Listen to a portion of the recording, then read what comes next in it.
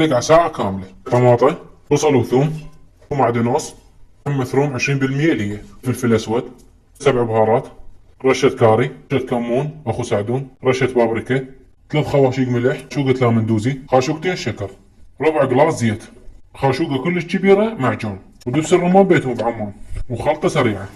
عجنها كل الزين، وحتى تتماسك كل الزين هنا الخلطة شوية ناشفة نخلي لها زيت، وخلطة سريعة ريحة تخبر وهيك كلش كافي. نشيلها على صفحة. عندي هنا المكونات منقحين بمي حار لمدة ساعة كاملة، بصل وسلق وفلفل. اللي يحب يضيف شي يريد يضيف خليه يضيف، انا احب هذين المواد فقط. جدر، زيت، عضود السلق نصفطهن في الباقي كلها. هنا المكونات هسه نحشي.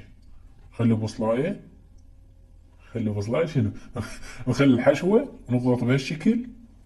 هذا الزايد شيله على صفحة. وهم نحشيها، لا تحشوها هواي لين راح يطلع التمن من الخارج. طماطاية على مود لا يطلع الحشو. السلق هم نخلي حشو قليل. شلون الجقارة شكل اريدها.